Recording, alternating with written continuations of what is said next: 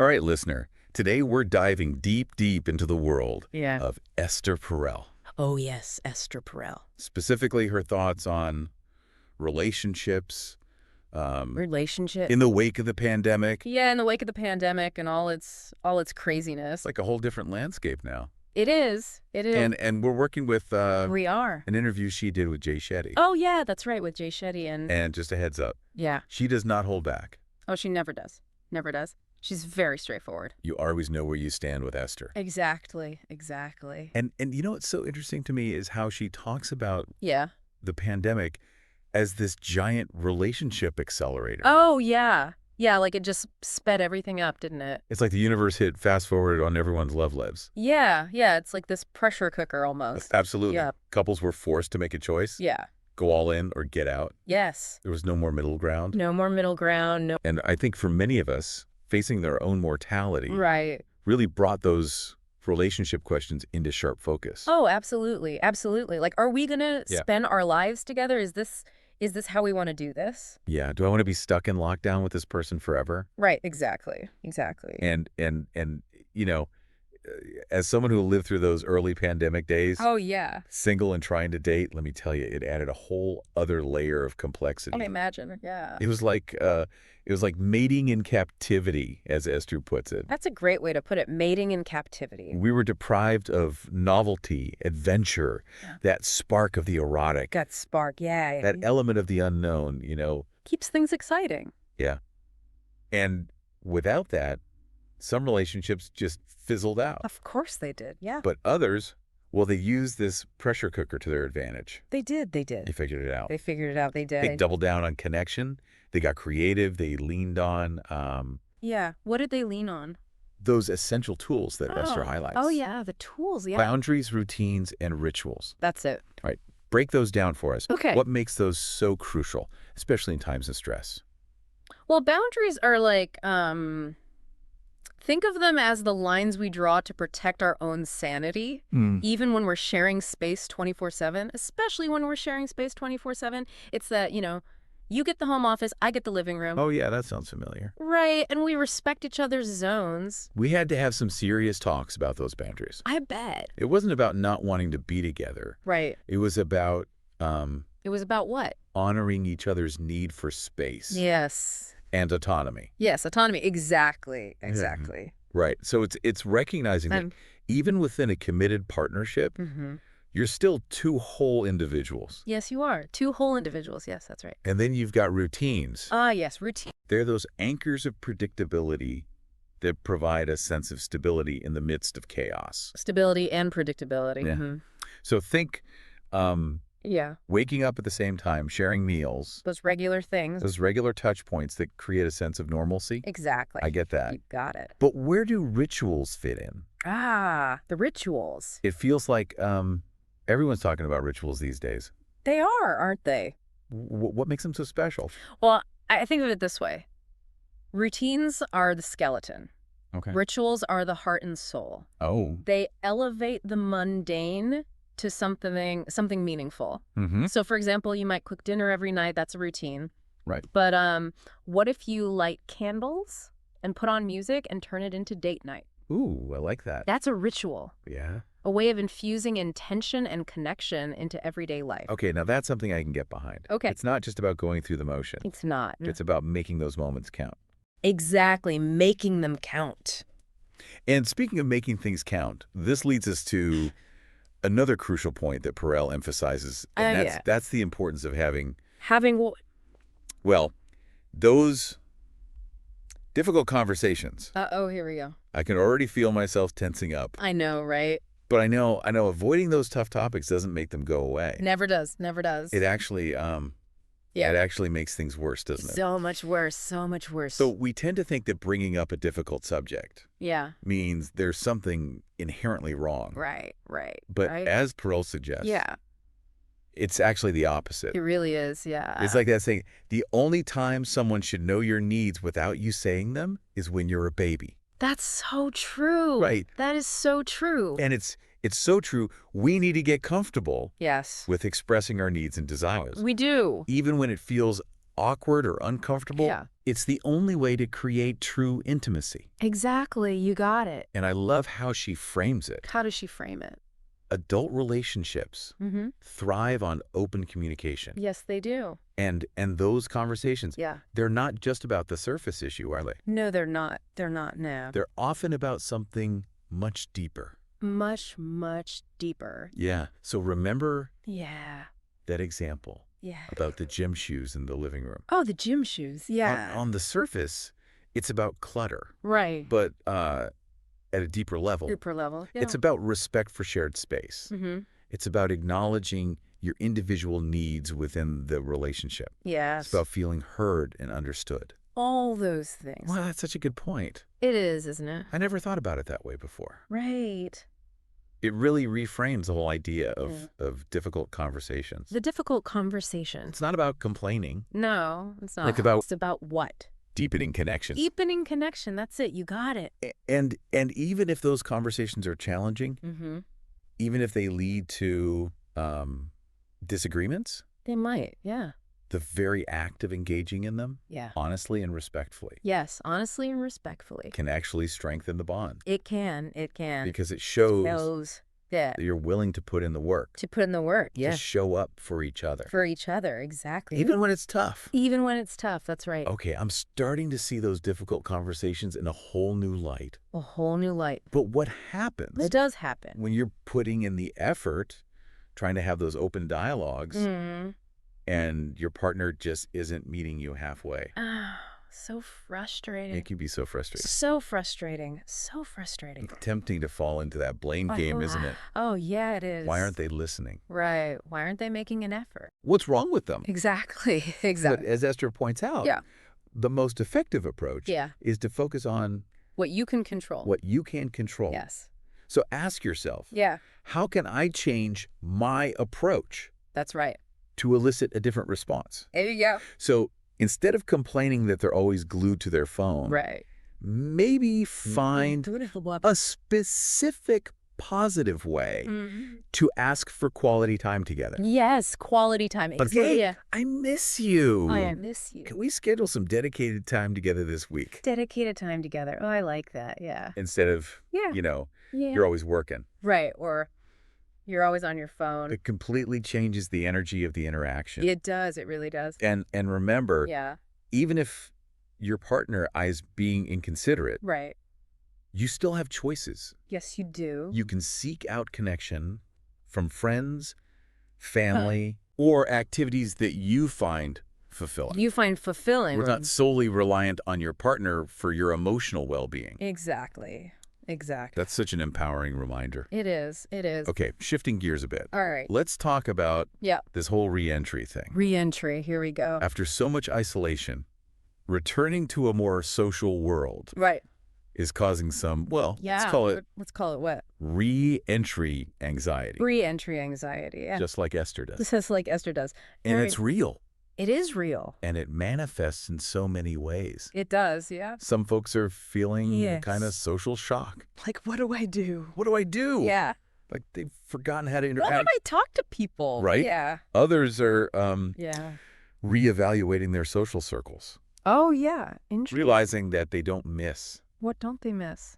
Those superficial connections. Yeah, those superficial connections. And they're prioritizing deeper, more meaningful relationships instead. There you go. Yeah, the deeper ones. You know, it's funny. Yeah. Even something as simple as physical touch. Oh, yeah. Has become what? A source of awkwardness. I know, right? Like, do you hug? Don't you hug? I don't know. It's like we all have to relearn. We do. The social script. The social script, yeah. And some of us might have lost a bit of social fluency. Oh, yeah. That ease with... With what? Small talk? Oh, small talk, right, yeah. Or navigating... Group dynamics. Group dynamics, right. You've got to relearn it. It's like a muscle. It's like any muscle. If you don't use it, you lose it. That's right. But here's the silver lining. Oh, I like silver linings. We can rebuild those muscles. We can. We can. We can. That's good. And you know what else? What else? We've gained some things, too. Oh, tell me about it.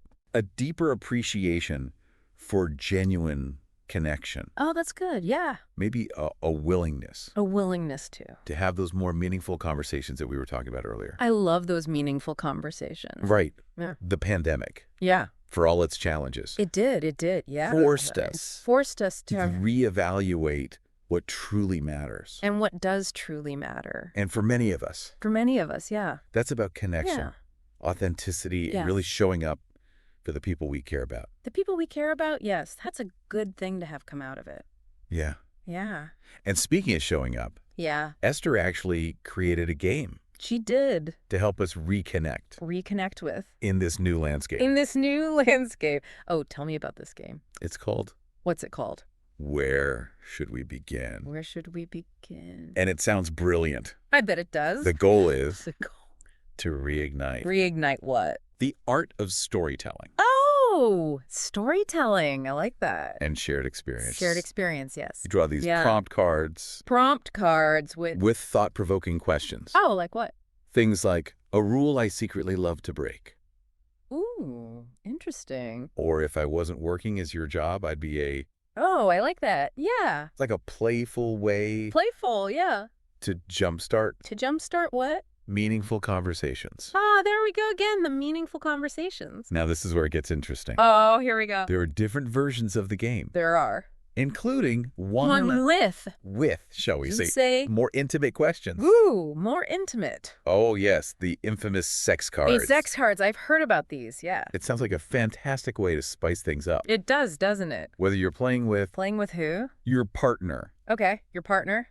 Close friends. Close friends, all right. Or even family. Oh, with the family.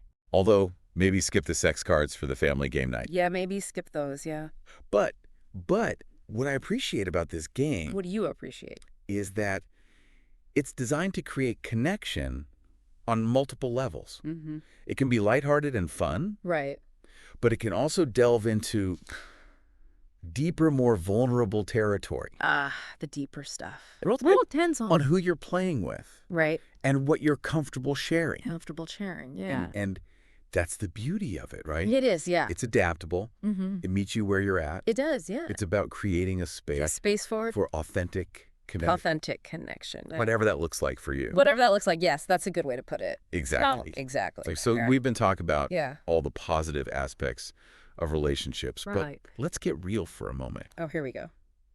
Esther's been working with couples for decades. Decades, wow. And she's identified pretty clear patterns that lead to relationship breakdowns. Relationship breakdowns, the dreaded breakdowns. So what are those red flags? The red flags, yeah. That we should be aware of? That we should be aware of, yes. Good question. Well, she draws heavily on the work of John Gottman. Oh, yes. John Gottman. Specifically. His 4 Horsemen of the Apocalypse. The 4 Horsemen? Oh, yeah, I've heard about these. Criticism, contempt, defensiveness, and stonewalling. Stonewalling, yep. These are communication patterns. Yeah, communication patterns. That if left unchecked... if left unchecked. Can erode the very foundation... Of what? Of any relationship. Of any relationship? Wow. Yeah, those are big ones. And she's very clear. She is. That contempt is the real relationship killer. Oh, ouch, contempt. Right. It's that feeling. That feeling of looking down on your partner, of diminishing their worth. Ouch. Yeah. That's got to be painful. It is. To experience. Yeah, experience that. And what's interesting is... What you think is what? That she often finds that beneath what? Those destructive behaviors. The destructive behaviors are unmet needs. Oh, unmet needs. So the criticism might be a clumsy attempt to express... To express what? A longing for connection. A longing for connection, yeah. The stonewalling. The stonewalling, yeah. Could be. Could be what? A desperate need for space. A desperate need for space, yeah. It's about what? Looking beyond the surface and trying to understand... Trying to understand what? What's driving. What's driving what? Those harmful patterns. Those harmful patterns, exactly. That reminds me... Reminds you of? Of her brilliant advice. Oh, what is it? Ask for the wish. The wish. Not the criticism. Oh, I like that. Ask for the wish, not the criticism. Yeah. It's about focusing on the underlying need. Right, the need. Not just the reactive behavior. Exactly. That's a good distinction. Well, so, listener, yeah. Here's the big question. The big question. And it's one I know many of you are grappling with. Yeah, I bet they are. How do you know? Yeah. How do you know what? When it's time to walk away from a relationship. Walk away. Versus trying to repair it. Repair it, yeah. That is a big question. This has to be one of the most difficult decisions. It is. It is. Anyone can face. It really is. And Esther makes a really interesting point. Oh, what's the point? She says that often, deep down, we already know. We already know. When something isn't working. We do, yeah. But it can take time. Time to accept that knowledge. Accept it, yeah. To face the reality. The reality of it. Of the situation. Yeah, the situation. And then to act on it. To act on it, that's the hard part. And sometimes it's not even about finding the right time. Right, yeah. To leave. To leave, yeah. But rather what? About preparing ourselves. Preparing ourselves for... Emotionally and practically. Emotionally and practically, yeah. For that transition. For that transition, for that change, yeah. Exactly. Whether it's ending a relationship. Okay, a relationship. Leaving a job. Living a job, yeah. Or making any major life work. Any major life change. Yeah. It's a process. It is. It is. It really is. Be kind to yourself. Be kind to yourself. Allow yourself. Allow yourself to grieve. To grieve, yeah. And seek support. Support from trusted friends, family, or a therapist. A therapist, yeah. It's okay. It's okay to not have all the answers. Not have all the answers, that's right. It's okay. It's okay to feel what? Lost and uncertain. Lost and uncertain, yes. And remember. Remember what? That you're not alone in this. You're not alone. You're not alone. This has been such a powerful conversation already. It has been. It really has. And we've only just scratched the surface. We've only just scratched the surface, yeah. Of Esther Perel's insights. Esther's insights, yeah. I'm curious about what? What are some of the key takeaways? Oh, yeah. That you're walking away with? That I'm walking away with so far. So far. So far. What's resonating with you? Well, one thing that really struck me. Yeah. Is this idea that relationships aren't about finding the perfect person. Oh, yeah, the perfect person. But about what? Becoming the right person for yourself. For yourself, yeah. And for your partner. For your partner, right? So it's a journey of self-discovery. Growth. And growth. Yeah. Both individually and together. And that's what makes it. What does it make it? So exciting, so challenging, and ultimately so rewarding. I love that. It's a good one, isn't it? It's about what? Taking responsibility. Responsibility for our own happiness and well-being. And then what? Bringing our best selves to the relationship. Yeah, I like that. And Esther also emphasizes the importance of it. Approaching relationships with curiosity, kindness, and a willingness to learn and grow. Oh, I like that. Those are such valuable qualities. They are, aren't they? To cultivate, not just in our romantic relationships. Okay, not just romantic, but in all our interactions with others. Yeah, with others. That's right. All our interactions. And I can't help but think back to that. That where should we begin? Game. Oh, the game. It's such a fun, it is an engaging way to spark those meaningful conversations. There they are again. And to deepen connection. Yeah. Whether it's with a partner. Okay, a partner. Friends. Or family. Your family, yeah. It's a reminder that relationships don't have to be so serious all the time. Right. They don't. It's okay. It's okay to laugh, to have fun, to be curious about each other. It is, to be curious about each other. Yeah, that's good. It's about nurturing that sense. And that sense of aliveness. Of connection. Yeah. Of joy in being together. I like that. And, it makes me think about... You think about what? Those early days of a relationship. Oh, yeah, the early days. Now, everything is new and exciting. It's exciting, yeah. But what happens? Yeah, what happens when that initial spark... The spark, it fades, yeah, it happens. Is it inevitable? Inevitable. Yeah, relationships lose... Lose what? Their passion over time. That's the question, isn't it? We'll explore that question. We will. And more. That's the million-dollar question, isn't it? And Esther actually challenges this whole idea. Okay. That we need to maintain that initial yeah. level of excitement forever. Yeah, because let's be honest. Right. Who hasn't felt that pang of disappointment when the butterflies start to fade? She's not saying those butterflies aren't amazing, but she's arguing that expecting them to last forever is setting ourselves up for failure. It's like expecting to live on champagne and fireworks every day. Oh, yeah. You need some solid, nourishing food, too. Right. You can't just live on champagne and fireworks all the time. Okay, that makes sense. It does. So what's the alternative? Well, are we doomed to boredom and routine once the honeymoon phase is over? Not at all. Okay. Esther says that mature love is about embracing the ebb and flow of relationships. Okay. There will be periods of intense passion and periods of comfortable companionship. I like where this is going. Good. So it's not necessarily a bad sign. Yeah. If things aren't always fireworks and grand gestures. Not necessarily, no. In fact, those quieter periods can be what? an opportunity to deepen intimacy in other ways. That's right. To truly get to know each other on a soul level. To build trust and shared experiences. Exactly. That's where the real magic happens. I think so. It takes the pressure off, doesn't it? I think it does. Instead of chasing that initial high, we can focus on building something. On building something what? Deeper, more sustainable. Sustainable. I like that word, yeah. Right. It's like the difference between... The difference between what? A fling and a lifelong partnership. A fling and a lifelong partnership. And speaking of navigating the complexities of relationships... The complexities, we can't ignore... We can't. The elephant in the room? What's the elephant? Infidelity. Oh, infidelity. Yeah, no one wants to talk about that. It's such a loaded topic, isn't it? It is. And one that most people would rather avoid altogether. Of course they would. But the reality is... Reality is what? Infidelity is incredibly common. It is more common than people think. And Esther makes a really important point. Okay. Right off the bat. Right off the bat, yeah. She says... She says what? It affects people. It affects people how? From all walks of life. All walks of life. All socioeconomic backgrounds. Okay. All relationship styles. All relationship styles, yeah. And here's the kicker. Okay, what's the kicker? It doesn't mean what?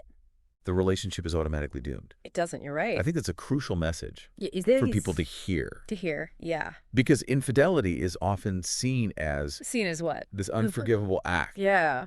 This ultimate betrayal. Ultimate betrayal, right. But Esther offers a more... A more what? Nuanced perspective. Nuanced, I like that, yeah. Right. That's right. She sees infidelity as... As what? A symptom. A symptom, okay. Not the disease itself. Oh, I like that. Yeah, that's a good way to think about it. It's always a story. A story. A message. A message about? About the individuals involved. The individuals. And the state of their relationship. Interesting, yeah. So it's less about... Less about what?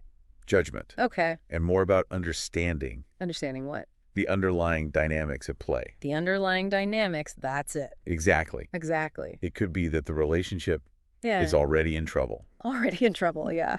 And the infidelity is a manifestation of that. A manifestation.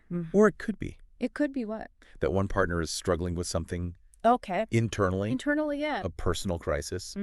A lack of fulfillment. Okay. A longing for something more. A longing for something more, yeah. And they seek something outside the relationship. Yeah, outside the relationship. To fill that void. To fill that void. Yeah, that makes sense. And it's not always about... It's not. It's not about what? Finding another person. Right. It's not always about that. It's often about... finding another version. Another version. Of yourself. Of yourself. Ooh, I like that. As Esther so brilliantly puts it. She does have a way with words, yeah. It speaks to... Speaks to what? The deeper needs and desires that we all have. That we all have, yeah. And, you know, while infidelity can be... a devastating betrayal... It can be. It really can. Esther's work shows that it can also be what? A catalyst for growth. Oh, a catalyst for growth. Interesting. And both individually. Individually. And as a couple. And as a couple. Yeah, I like that. if both partners are willing to do the hard work. The hard work, yeah. To face the pain. Face the pain, yeah. To understand. Understand what? What led to the infidelity. To the infidelity. In the first place. In the first place, yeah. It could potentially lead to a stronger, more authentic connection. A stronger, more authentic connection, yeah, potentially. It's about what? Rebuilding trust. Rebuilding trust, yeah. Brick by brick. Brick by brick. That's a good image. It's about what? Radical honesty. Deep empathy. Deep empathy. And a fierce commitment. Commitment to healing. To healing, yeah, that's important. And you know what's fascinating? It's fascinating. That Esther's work. Yeah. Isn't just limited to romantic relationships. Well, she also consults with businesses and organizations. Businesses and organizations. Wow. Oh, I have these same principles to what? The workplace. To the workplace. Oh, that's interesting. So I'm curious. The curious bit. What are some of the parallels? Parallels, yeah. She draws between with what? Healthy relationships. Okay, healthy relationships. And thriving workplaces. Thriving workplaces, that's a good question. Well, yeah. She talks about the importance of creating what? A culture of open communication. Open communication. Where what? Safe to to voice what? Their needs and concerns. Their needs and concerns. Yeah, that's important. It's about fostering. Fostering what? A sense of psychological safety. Psychological safety. Okay. Well, what? People can take risks. Okay. Express dissenting opinions. And know. Know what? That they'll be heard and respected. Heard and respected, yeah. Even if what? They're not always agreed with. Not always agreed with, that's important. That makes so much sense. It does. So much conflict arises from. Arises from what? Unspoken expectations. Unspoken expectations, right? And resentments. Yeah. Whether it's in our personal lives. Okay. Or in the workplace. Yeah, so true. And she also emphasizes. Emphasizes what? The importance of. Importance of what? Clear boundaries. Boundaries, yeah. And roles. Okay. Within what? Organizations. Organizations, right. Just like what? In relationships. Mm-hmm. When everyone knows what's expected of them, it reduces anxiety. Yes. And creates what? A more stable and productive environment. A more stable and productive environment, right? And I imagine. You imagine what? That creating a sense of. A sense of what? Purpose. And meaning. Yeah. Is also crucial. For employee satisfaction. Just like what? It is in our personal relationship. In our personal relationships. Yeah, that's a good parallel. This has been such an insightful conversation. It has been. It really has. I'm already feeling inspired. I love it. To apply some of Esther's wisdom. Yeah. To my own life. To your own life. Both personally and professionally. Yeah. I feel like we've covered so much ground. We have. But I'm also aware. Aware of. That there's what? It is Esther Perel's work. Her work, yes. Is so rich and multifaceted. Her work is so. It's so rich and multifaceted. Yeah. It's like peeling back the layers of an onion. Oh, peeling back the layers of an onion. Good one. There's always something new. There is. To discover. Yeah, to discover. And you know. Yeah. What I appreciate about her approach. Yeah. Is that she doesn't offer. Offer what? Easy answers. Right? Or quick fixes. Yeah. She invites us. To think critically. To question our assumptions. Yeah. And to embrace. The complexities of human relationships. Yes, that's a good one. And she reminds us what? That relationships are what? Constant work in progress. A constant work in progress. I like that. There's no finish line. There's not. No point. No point where we can just coast. We can't just coast. No. It's about what? Continually showing up. Being present. Yeah. And choosing to love each other. Yeah. Even through what? The messy bits. That's the hard part. Well said. Thank you. It's about cultivating those. Little habits of connection. Okay. Yeah. Shared routines. Mm-hmm. The meaningful ritual. Meaningful rituals, yeah. Open and honest conversation. Even when they're tough. They are tough, yeah. It's about prioritizing. Yeah. Prioritizing what? Those moments. Moments of intimacy and connection. Intimacy and connection, yeah. Even amidst the busyness of everyday life. Amidst the busyness. I like that. How about you? What about me? What has stood out to you so far? You know, one of the things that really struck me was Esther's emphasis on the law of decency. Oh, the law of decency. Yeah, it was a pretty profound statement. It was. Treating others, especially those closest to us, with respect for their basic humanity. It's the foundation. Of what? Of any healthy relationship, isn't it? It really is. It's really made me stop and think. It did. How often do we let those little digs, those snarky comments, the snarky comments slip into our interactions? Yeah, it's so easy to do that. Even if we don't mean them maliciously. Right. They chip away at that foundation of respect. Yeah, over time. Over time. Like death by 1,000 paper cuts. And it's so easy to fall into what? Those patterns. Those patterns, yeah. Especially when we're stressed. Stressed, yeah. Tired. Mm-hmm. Or feeling disconnected. Right. Yeah. Esther challenges us to catch ourselves. To